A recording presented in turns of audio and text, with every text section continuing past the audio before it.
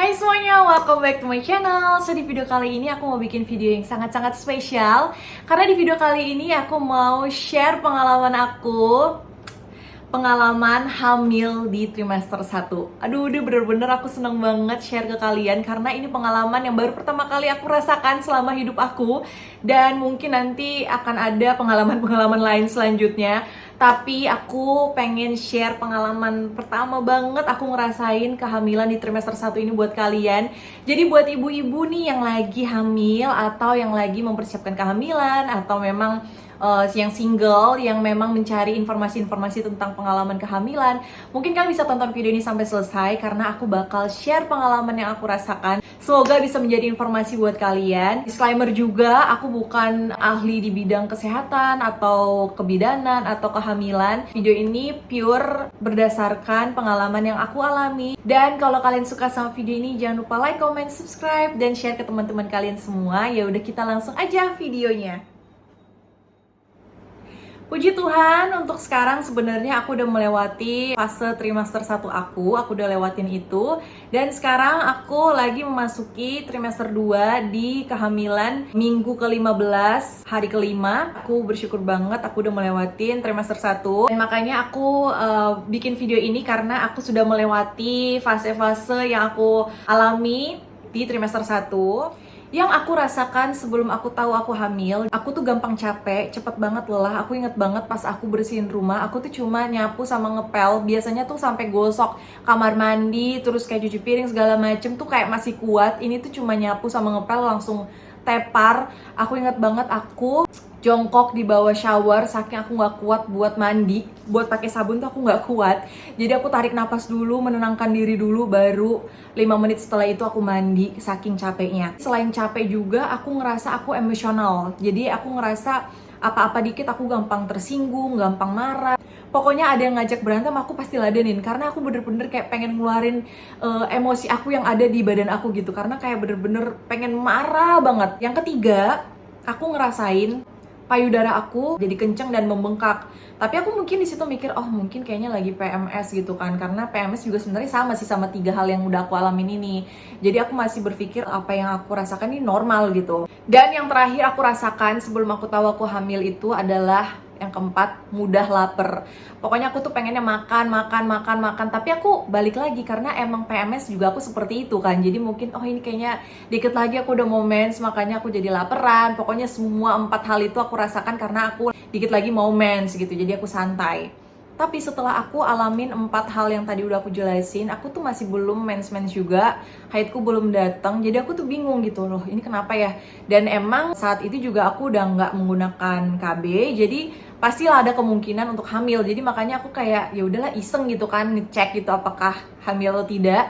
Dan sebenarnya ini agak lucu juga karena aku sebelumnya belum pernah mencoba tes pack kehamilan kayak gitu. Jadi aku masih belum ngerti ini hasilnya kayak gimana. Jadi pas pertama kali aku tes dengan menggunakan test pack itu pagi-pagi pada saat aku baru bangun tidur. Kocaknya juga pada saat itu aku lagi berantem sama suamiku. Jadi emang aku ngelakuin itu kayak inisiatif sendiri, dia juga nggak tahu. Karena aku anaknya penasaran gitu loh. Maksudnya kalau emang hamil aku bisa langsung melakukan perencanaan. Kalau misalnya nggak hamil ya aku bisa sembarangan lagi gitu melakukan aktivitas kan. Jadi ya udah, akhirnya aku tes. Di situ pas aku tes, aku tuh nggak ngerti jujur hasilnya kayak gimana. Karena pas yang aku tes itu ada 2 garis, tapi yang satu tuh pudar dan yang satu tuh merah banget. Jadi aku mikir apa jangan-jangan rusak gitu ya, apa jangan-jangan aku salah tes. Jadi aku nggak ngerti, bener-bener nggak ngerti. Duh ini gimana ya, aku nggak ngerti. Akhirnya aku nanyalah ke kakak ipar aku sama teman aku yang udah berpengalaman. Jadi aku tanya ke mereka dan aku nggak nyangka respon mereka bener-bener kayak happy banget karena mereka langsung ngucapin selamat kalau aku tuh hamil. Dan aku tuh di situ kayak bingung, hah emang aku hamil?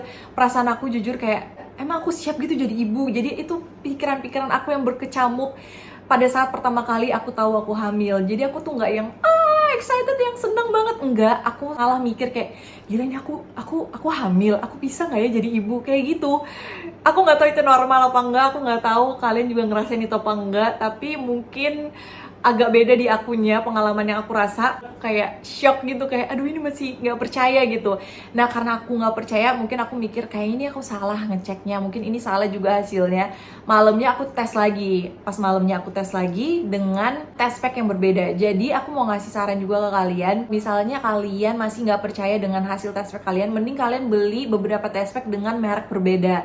Jadi nanti hasilnya pasti lebih akurat gitu kan. Kalau misalnya cuma satu test pack mungkin kan lebih kayak kurang meyakinkan. Jadi kalau misalnya ada 4, aku kebetulan kemarin kalau nggak salah ada 4 test pack dan hasilnya semuanya 2 garis. Jadi fix aku hamil. Oke, setelah aku tahu aku hamil, aku bilang ke suamiku, aku bilang kalau aku hamil, aku tunjukin ke dia dan dia senang banget. Dan yang aku lakukan setelah itu adalah aku mencari dokter kandungan. Pokoknya yang sesuai sama hati, yang srek gitu kan, baru aku datengin. Nah, pas pertama kali aku datang ke dokter kandungan, aku tuh datang ke Rumah Sakit Brawijaya Antasari. Kalau nggak salah, besoknya aku langsung datang ke sana. Pada saat aku sampai di rumah sakit dan ketemu dokter tuh menanyakan hari terakhir aku mens itu kapan, terus apa aja yang aku rasakan, dan aku langsung dicek transvaginal. Jadi karena aku tuh masih baru, menurut dokter, ceknya itu menggunakan transvaginal. Jadi ada alat gitu dimasukin ke misfi kita untuk dicek rahim kita. Nah kebetulan pas pertama kali aku datang ke sana, untuk kandungan aku itu masih belum ada apa-apa, masih kosong, cuma ada pembengkakan rahim. Jadi rahim aku tuh udah membengkak, tapi itu masih belum tentu hamil. Bisa aja menstruasi juga menyebabkan itu. Jadi dokter tuh masih bilang mungkin nanti seminggu lagi kalau kamu datang ke sini udah bisa kelihatan kantongnya. Karena yang pas aku datang itu menurut dia masih sangat-sangat awal banget. Jadi emang belum ada apa-apa, cuma ada pembengkakan rahim. Nah setelah konsul pertama di dokter kandungan, aku tuh sempat ngerasa sedih juga karena belum terlihat ada apa-apa. Tapi aku udah membiasakan diriku, udah menganggap diriku tuh hamil. Aku makannya udah langsung aku jaga. Lalu juga aku diberi vitamin prenatal gitu sama dokter. Aku minum yang pertama itu Vitamam, merek Vitamam. Itu aku minum sehari sekali. Dan 2 minggu setelah aku konsul pertama dengan dokter kandungan, aku datang lagi untuk mengecek apakah sudah ada kantong atau tidak dalam rahim aku. Kebetulan untuk dokter kedua ini aku ganti dokter karena yang pertama aku kurang srek. Menurut aku untuk kehamilan, aku tuh pilihnya yang emang cocok, yang emang aku nyaman dan aku bisa mendapat informasi. Aku ngomongnya juga nyambung, jadi makanya aku memutuskan untuk pindah dokter. Di dokter kedua ini aku melakukan pengecekan transvaginal juga karena masih kecil menurut dokter. Puji Tuhan banget udah kelihatan kantong janin seperti ini. Seperti ini. Terus ada kayak yang kecil gitu. Ini rahim aku. Kantongnya itu tumbuh dan berkembang di dalam rahim, bukan di luar rahim. Jadi aman-aman aja untuk perkembangannya. Oh ya, di sini untuk kontrol kedua aku tuh diperkirakan hamil di minggu ke-6 sampai ke-7. Terus aku dijadwalin lagi untuk kontrol 2 minggu setelah konsul kedua. Tapi karena ada satu hal yang nggak bisa aku jelaskan sekarang, aku bakal bikin videonya sendiri. Nanti kalian nonton aja videonya kenapa aku setelah konsul kedua nggak langsung melakukan kontrol lagi. Kira-kira kayaknya ada sebulan aku nggak kontrol kandungan lagi karena ada sesuatu hal yang terjadi sama aku. Nanti aku bakal jelasin semuanya lengkap di video tersendiri. Setelah sebulan nggak kontrol, aku kontrol lagi ke rumah sakit. Aku mencari dokter yang berbeda karena untuk dokter yang kedua juga aku masih kurang cocok, aku masih kurang srek gitu. Dan di konsul kandungan aku yang ketiga, aku diperkirakan hamil sudah 12 minggu 4 hari. Aku melakukan pengecekan kandungan melalui perut, jadi aku udah nggak transvaginal lagi. Aku langsung dipakein gel di perut, dan udah gitu pakai alat, jadi aku bisa langsung lihat di monitor. Dan aku seneng banget, itu pertama kali aku ngeliat si bayinya udah bener-bener berbentuk bayi. Walaupun dia masih kecil, tapi udah kelihatan kepalanya, kakinya, tangannya. Itu aku seneng banget, aku kayak bersyukur banget. Kata dokter juga sehat pertumbuhannya, walaupun sebenarnya masih harus terus dipantau perkembangannya. Dan pertama kali juga aku dengar detak jantungnya pada saat konsul ketiga. Itu detak jantungnya bener-bener kayak aduh, ada kehidupan gitu di perut aku kayak seneng banget. Dan di konsol aku yang ketiga ini, aku langsung diperkirakan sama dokter untuk hari aku melahirkan kapan. Yang pasti tahun depan, tapi aku nggak bisa sebutkan secara detail di sini. Mamali juga, takut ke depannya gimana. Pokoknya untuk kehamilan aku, mudah-mudahan aku bisa terus rajin bikin video-video selanjutnya. Oh ya, di situ juga aku melakukan pengecekan darah, terus tes urin juga. Oke, untuk apa yang aku rasakan, apa yang aku alami di trimester 1, ini lebih tepatnya pada usia 0 sampai 8 minggu. Itu yang aku paling rasakan adalah gampang capek, terus aku lapar banget. Pokoknya pengennya ngunyah, perut tuh rasanya lapar aja terus. Aku juga emosian, gampang marah, gampang tersinggung, gampang sedih, gampang seneng juga. Pokoknya campur aduk, mood swing banget, itu yang aku rasakan. Terus ada juga payudara aku ngerasa payudara aku tuh kayak kenceng, padet, keras, terus gatel.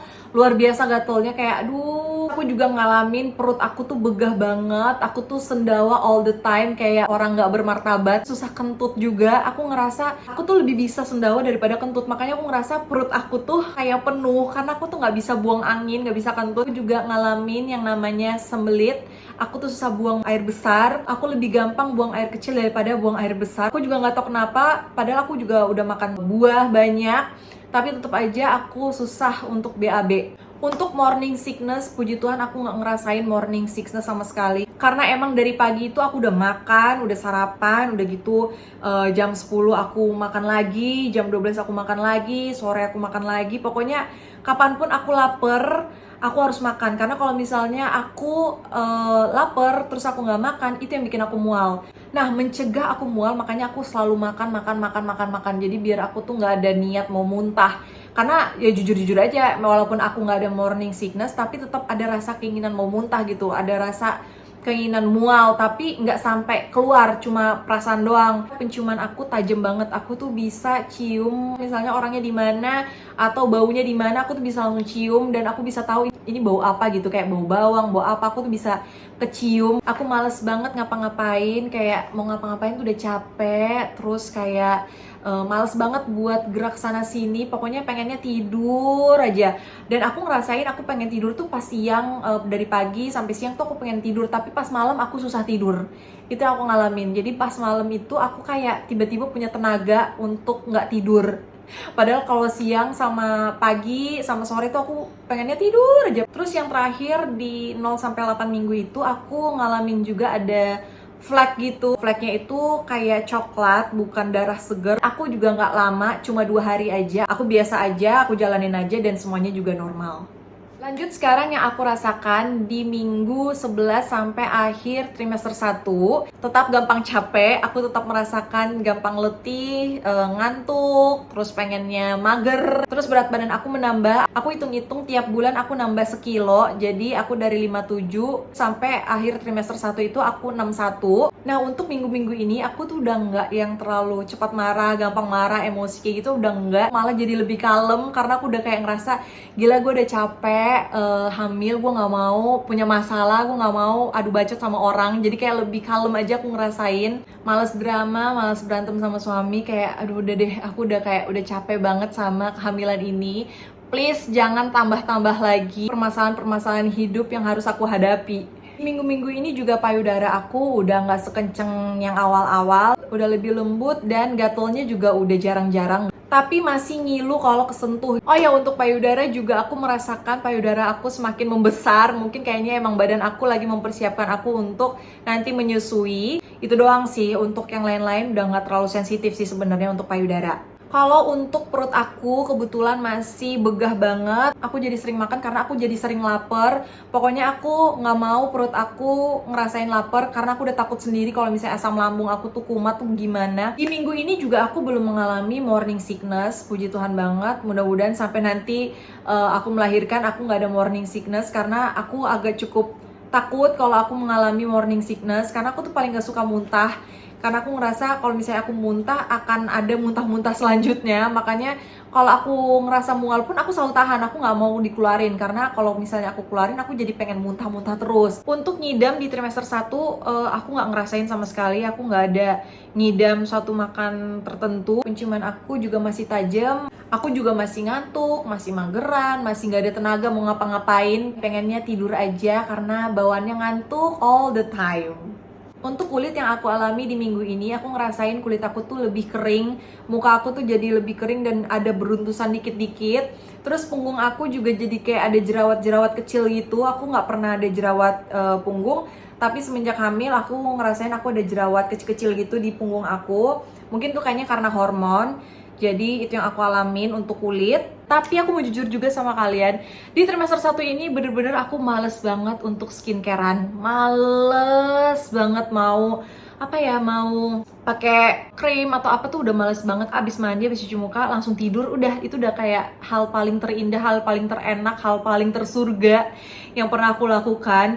Walaupun sebenarnya sekarang jadinya aku mikir, aduh kayaknya aku mau ngerawat mukaku lagi karena udah mulai beruntusan kecil-kecil, mulai kusam, mulai nggak kerawat. Makanya aku udah mulai mengumpulkan tenaga untuk melakukan perskincarean karena emang itu penting juga untuk kita.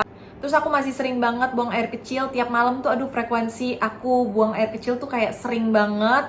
Mungkin karena emang pembesaran pada rahim, tapi aku masih susah untuk BAB. Aku nggak tahu kenapa, tapi itu yang aku alamin untuk masalah pencernaan aku. Untuk tidur juga aku masih susah untuk tidur malam. Aku lebih gampang untuk tidur pagi, tidur siang, tidur sore aku masih lebih gampang. Tapi kalau malam itu nggak tahu kenapa aku susah tidur. Mungkin karena aku tiap jam juga lumayan sering ke kamar mandi untuk buang air kecil, makanya mungkin jam tidur malam aku tuh terganggu karena itu. Aku juga ngalamin namanya keputihan, tapi nggak sering sih, cuma berapa hari waktu itu ya, cuma 3 hari aku ngalamin keputihan. Tapi aku tetap nggak dibawa stres, aku santai aja, biasa aja, mungkin emang itu normal. Jadi aku nggak kebawa pikiran, biasa aja, dan akhirnya ternyata setelah hari keempat keputihan aku hilang. Oh iya, di trimester 1 juga yang aku alamin adalah aku nggak mau nyentuh dapur. Entah kenapa aku nggak mau nyentuh dapur, aku nggak mau nyentuh panci, kompor, apapun itu aku nggak mau masak, aku nggak mau ngapa-ngapain di dapur. Karena nggak tahu, aku pasti ke dapur tuh kayak enek, kayak males aja, kayak gimana, kayak pusing, nggak nyaman banget. Makanya aku kalau tiap makan selalu GoFood, karena aku bener-bener, aduh, enek banget lihat dapur. Aku juga nggak ngerti sih kenapa, tapi ya emang itu bawaan aku di trimester 1. Bahkan trimester 2 saat ini pun aku masih males nyentuh dapur. Nah, untuk minggu ini aku ngerasain gusi dan gigi aku tuh lebih sensitif. Pas aku sikat gigi tuh jadi ngilu. Siasatnya kalian bisa ganti sikat gigi kalian pakai yang bulunya soft. Ya udah sih, kayaknya cuma itu aja yang aku alamin kehamilan di trimester 1. Oh ya, by the way, sebelum aku akhirin video ini, aku juga mau mengingatkan buat kalian untuk para ibu hamil yang menggunakan skincare, please kalian harus baca-baca juga di Google apa aja yang boleh dipakai dan tidak boleh dipakai. Karena pada saat aku tahu aku hamil, aku mulai mengurangi beberapa produk yang kurang baik untuk masa kehamilan. Mungkin untuk video skincare atau body care yang aku pakai selama hamil, aku mungkin bakal bikin video tersendiri. Aku nggak akan bahas di sini karena pasti akan panjang. Pokoknya harus lebih hati-hati lagi dengan apa yang kita pakai. Ya udah, kayaknya aku akhirin aja video ini karena aku udah kasih tahu ke kalian pengalaman apa aja yang aku alamin. Semoga video ini bisa bermanfaat buat kalian, bisa menjadi informasi buat kalian, bisa menjadi penenang kalau misalnya kalian ngerasa, duh kok aku nggak ngerasain ini, aku nggak ngerasain itu. Tenang, semua para bumil itu mengalami pengalaman kehamilan yang berbeda-beda, jadi nggak semuanya pasti sama. Selama ibu hamilnya sehat dan bayinya sehat, semuanya masih digolongkan normal. Jadi please jangan stres-stres, harus happy, harus senang, supaya bayi yang ada dalam perut kalian juga bertumbuh, berkembang dengan baik. Ya udah, aku akhirin aja video ini. Thank you for watching. See you on next video. Bye.